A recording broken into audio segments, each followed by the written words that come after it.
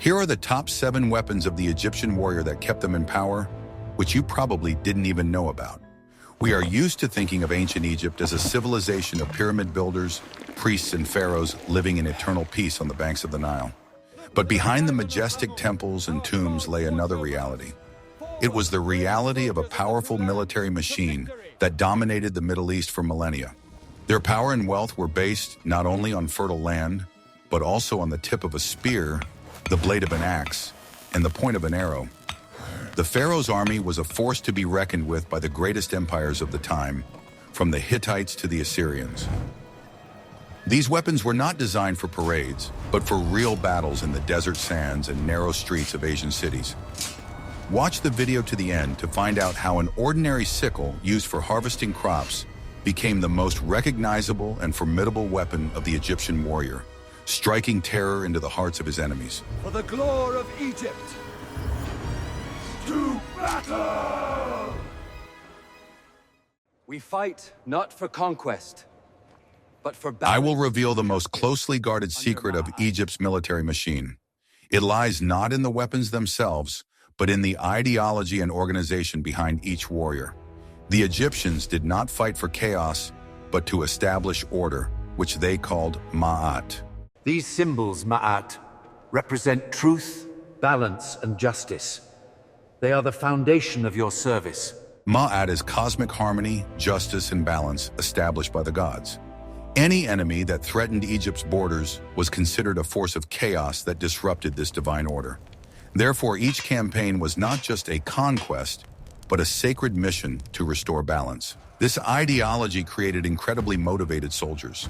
They believed that they were fighting on the side of the gods and the Pharaoh himself, who was their living embodiment on earth. This turned the army into a single monolith, cemented by a common belief in its righteousness. The Pharaoh's spirit guides us even here in the darkness. Indeed. May the gods protect his house. The material basis of this machine was a centralized state. Unlike many of its neighbors, where weapons were the personal property of warriors, in Egypt, production was streamlined. The state controlled the mines, workshops, and distribution of finished products. Scribe, record these 50 spears in the register. Yes, Administrator. The count is updated. This made it possible to arm huge armies with uniform, high-quality weapons. Archaeologists have found entire warehouses full of identical shields, spears, and axes. This standardization gave the Egyptian army a huge advantage in battle. The army was based on infantry, divided into units of 50 men. These units were combined into companies of 250 men, which in turn were combined into regiments of up to 5,000 soldiers. This clear structure ensured manageability and discipline on the Men of battlefield. Egypt, today we march for the glory of the Pharaoh. Our loyalty is absolute. Materials for weapons were a strategic resource. Copper and tin for the production of bronze were brought from far away, often from the Sinai Desert, or even from modern-day Turkey. Control over these trade routes was the key to Egypt's military power. Wood, especially durable species such as acacia or cedar, was also in short supply in the Nile Valley. It was imported from Lebanon and used to make shields, spears, and chariots. The state jealously guarded these resources. Thus, behind each individual weapon stood the entire power of Egyptian civilization. It was a system in which ideology, economy, and organization worked toward a single goal: domination. We would be very interested to hear your point of view. What do you think is more important for an army, advanced weapons or high morale and organization? Write about it in the comments and don't forget to subscribe to our channel.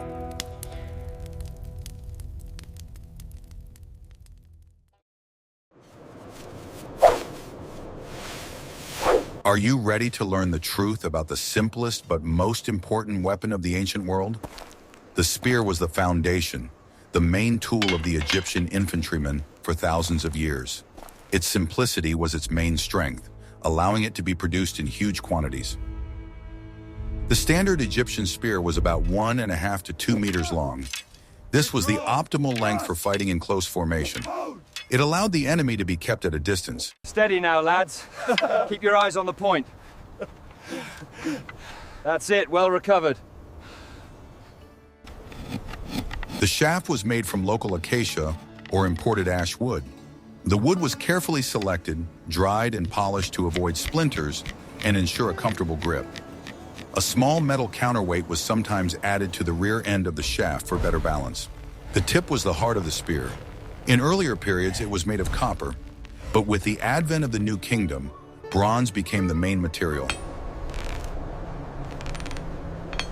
The tip was leaf-shaped, with a pronounced central rib for rigidity. This rib prevented the tip from bending when it struck an enemy's shield or armor. It was a simple but ingenious engineering solution. The tip was attached to the shaft with a sleeve and a small rivet. This method was much more reliable than the simple knotting used by many other peoples. The spear did not fall apart at the most crucial moment of battle. The main tactic of the Egyptian infantry was to use a wall of shields.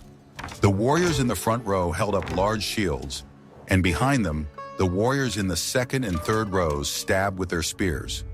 This created a barrier that was virtually impenetrable to the enemy. The spear was a versatile weapon. It could be used not only for stabbing, but also for throwing, although there were special, lighter javelins for this purpose. In extreme cases, it could be used as a short pike to repel attacks from chariots. Training in spearmanship was the basis of any recruit's training. Soldiers practiced stabbing, parrying, and working in formation for hours. The outcome of the entire battle depended on the coordination of their actions. Despite the emergence of more sophisticated weapons, the spear never lost its relevance. It remained the main weapon of the infantry until the very decline of Egyptian civilization. It was a cheap, reliable, and deadly tool in the hands of a disciplined warrior. Have you ever wondered how a simple tool became a specialized weapon? In the next chapter, we will see how the woodcutter's axe evolved into a formidable weapon capable of piercing any armor.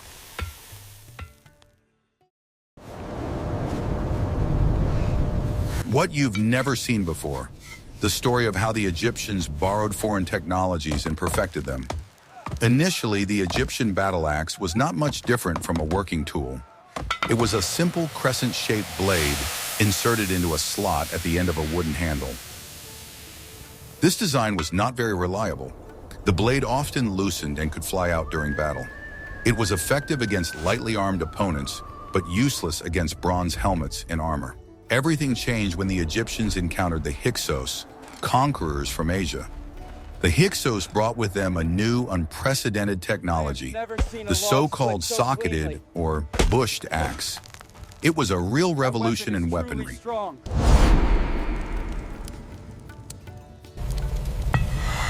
Instead of inserting the blade into the handle, Asian craftsmen did the opposite. They cast the blade directly with a special socket, into which the handle was then inserted. This provided an incredibly strong and reliable connection.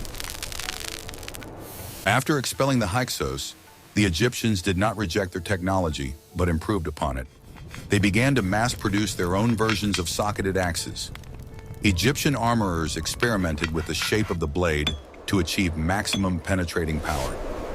This is how the famous Egyptian axe with a narrow, elongated blade came into being. It resembled a chisel or the beak of a bird of prey. This shape allowed all the energy of the blow to be concentrated in one point, piercing even the most durable helmets. These axes were true works of art. They were often decorated with images of gods, hunting scenes, or the name of the pharaoh. They were not only weapons, but also symbols of a warrior's status. The axe was a melee weapon used to break through enemy formations. When the enemy ranks broke and hand-to-hand combat began, warriors with axes would rush forward. Their task was to neutralize heavily armored enemy commanders. Unlike spears, axes required greater skill in physical strength. A warrior had to be able to deliver accurate and powerful blows in close combat. Therefore, elite units were often armed with axes. The history of the Egyptian axe is a unique example of how borrowed technology can be perfected. The Egyptians were not afraid to learn from their enemies. This flexibility of thinking was one of the reasons for their military success.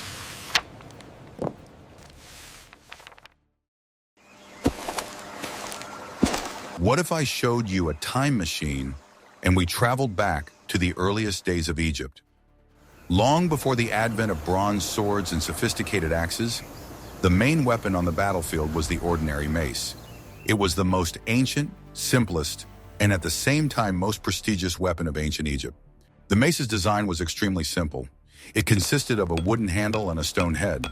The head was carefully carved from hard stone, such as diorite or granite, and polished to a shine. The shape of the head could vary. In the earliest periods, it was disc-shaped. Later, the classic pear-shaped form appeared, which became the standard. Despite its simplicity, the mace was a very effective weapon. It did not cut, but crushed. A blow from such a mace could easily crack a skull or break bones, even through primitive armor. It was the mace that became the symbol of the pharaoh's power.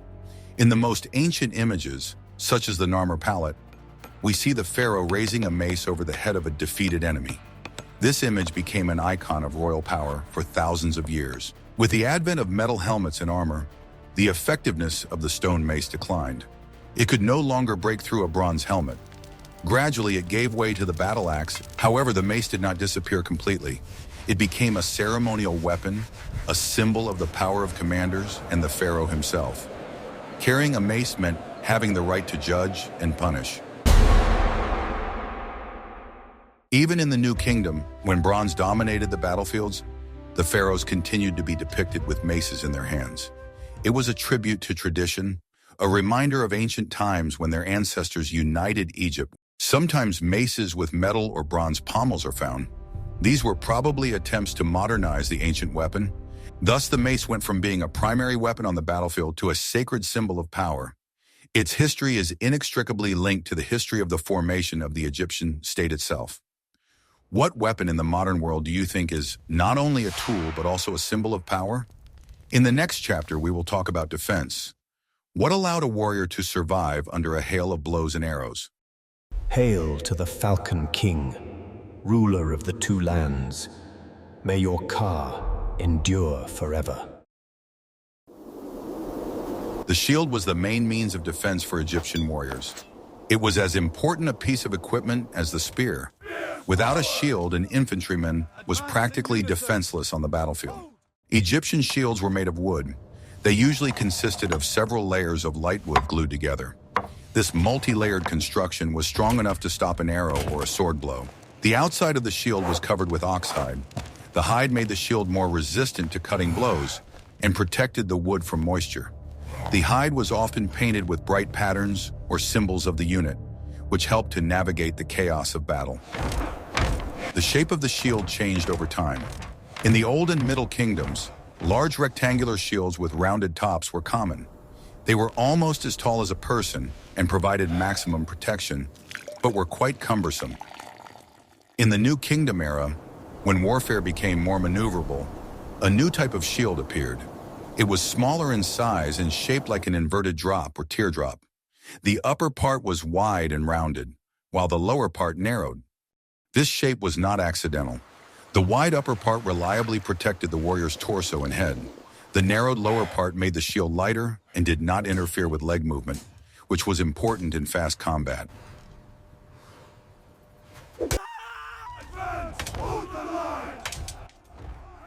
The shield was not just a means of protection, but also an active weapon. An experienced warrior could use it to push an opponent off balance.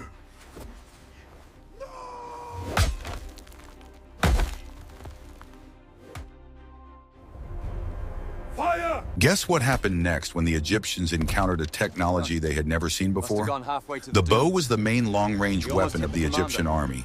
Archers made up a significant part of the army and played a key role in any battle. For most of their history, the Egyptians used a simple bow.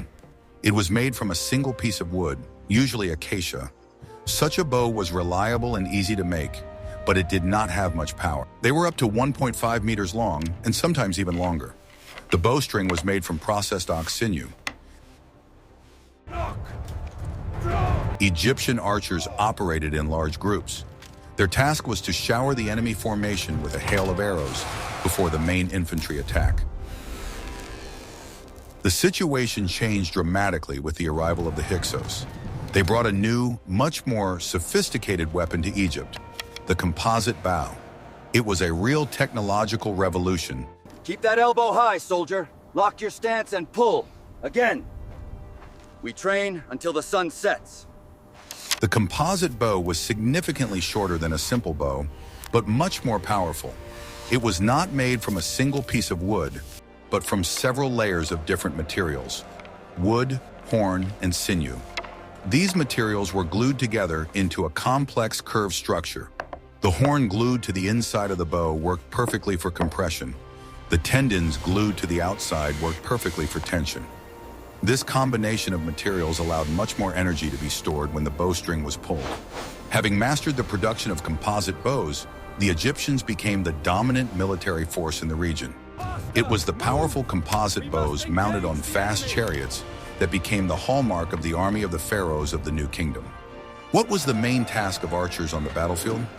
In the next chapter, we will learn about the most famous and unusual weapon of Egypt.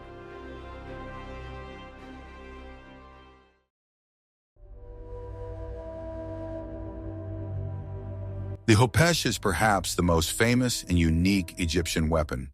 Its unusual crescent shape is instantly recognizable. It has become as much a symbol of Egypt as the pyramids or the Ankh. The origin of the Khopesh is still a matter of debate. Most likely its ancestor was the Sumerian sickle-shaped sword. The Egyptians borrowed this idea and perfected it. This design gives us the advantage in battle. Ensure the bronze fills the mold completely, leave no weakness. The name Khopesh translates as animal's leg. This is due to its shape, which resembles the bent front leg of a bull. This shape was not accidental, but had a deep tactical meaning. The Khopesh was not a sword in the classical sense. It combined the properties of a sword and an axe. Only the outer convex side of the blade was sharpened.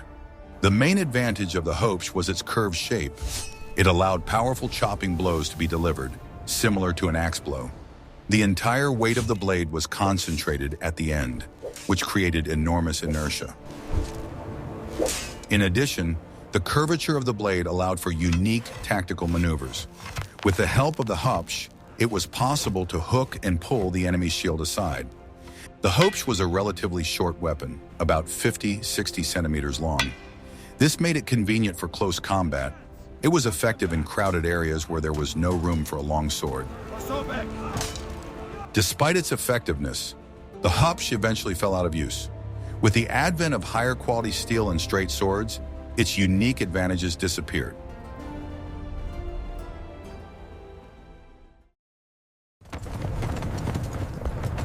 The chariot was the main striking force of the New Kingdom army.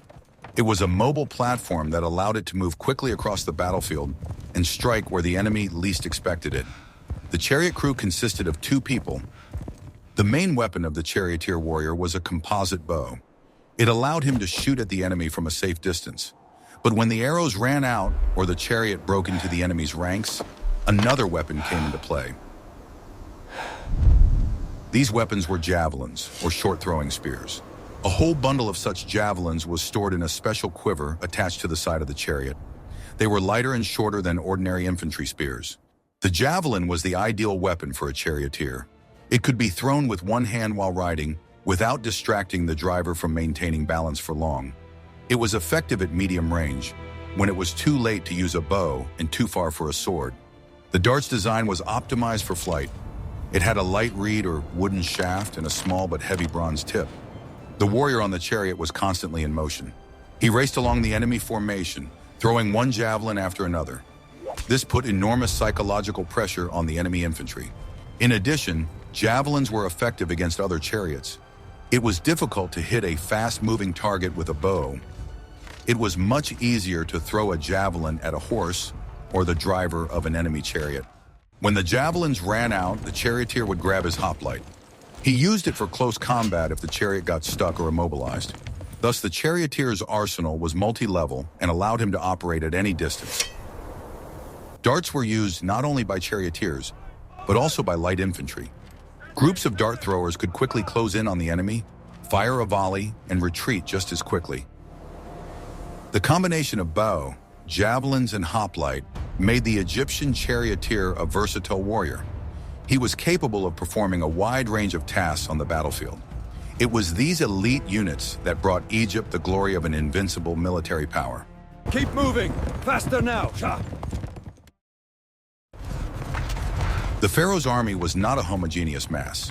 It was clearly divided into two main types of troops, infantry and chariots. The difference between them was not only in the way they moved, but also in their weapons, tactics, and social status. The infantry was the backbone of the army.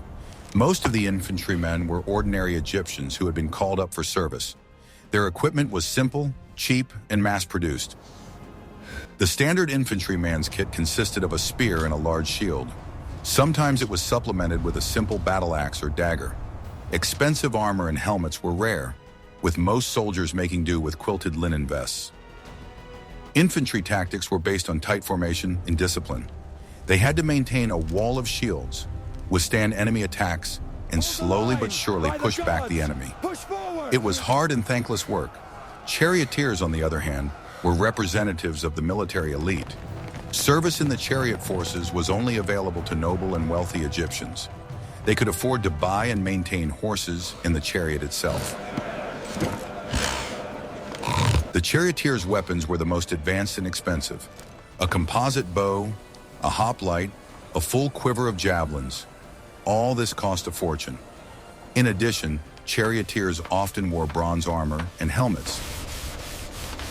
Chariots were the striking force, the aristocracy of the battlefield. Their task was not to engage in protracted combat, but to deliver quick and accurate strikes. They bypassed the enemy from the flanks, attacked their rear, and pursued those who retreated. On the battlefield, the infantry and chariots worked closely together. The chariots began the battle by disrupting the enemy's ranks with bowfire. Then the infantry came into play to finish the destruction. The social gap between infantrymen and charioteers was enormous. Charioteers were heroes, their names were known, and they received the lion's share of the spoils and rewards. The infantrymen, on the other hand.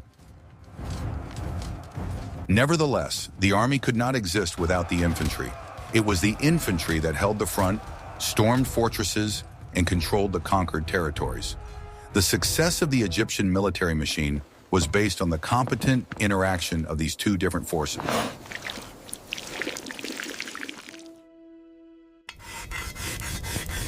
Behind the glitter of weapons and the glory of victories lay the titanic labor of thousands of craftsmen. Egypt's military power was forged not only on the battlefield, but also in numerous state workshops. Weapons production was a complex and vital process. The balance is acceptable, Hori, but the edge still require finer honing. Yes, Master. The center of this production were the armories, which were usually located near temples or palaces.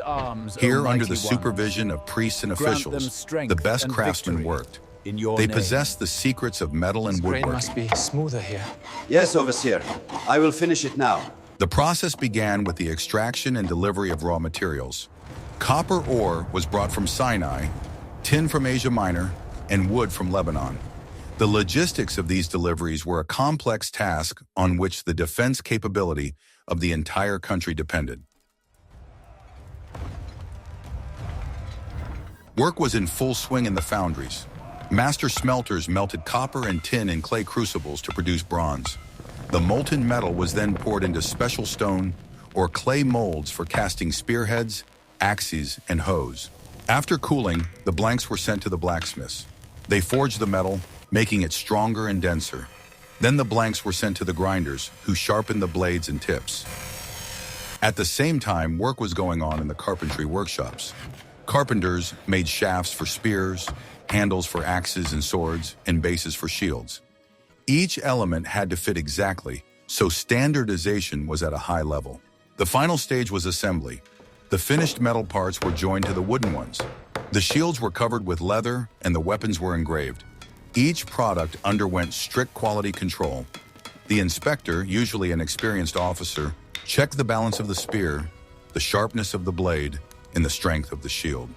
Defective items were ruthlessly rejected. The finished weapons were sent to state warehouses. From there, they were distributed to military units. Strict records were kept. Every spear and every shield was accounted for. This well-oiled production system allowed Egypt to arm huge armies in a short period of time. It was as important a weapon as the Khopesh itself. It was this industrial power that was the foundation on which the power of the pharaohs rested.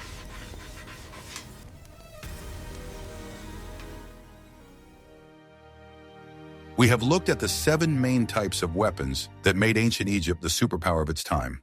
From the simple spear to the elite composite bow, each of these weapons was part of a unified, well-thought-out system. This system combined mass production and advanced technology, infantry discipline, and the maneuverability of chariots. The Egyptian army was a reflection of the entire civilization, organized, ideologically motivated, and supported by a powerful industrial base. The weapons in the hands of Egyptian warriors were not just tools, they were symbols of order, which the civilization of the Nile brought to the surrounding world of chaos. The history of this arsenal shows that military success is not only a matter of brilliant commanders, but also the result of the coordinated work of the entire state. From the miner in Sinai to the armorer in Thebes, what other ancient civilizations and their military technologies would you like to explore? Suggest topics for future videos that you would be interested in seeing in the comments. And don't forget to subscribe to our channel so you don't miss out on new research into the mysteries of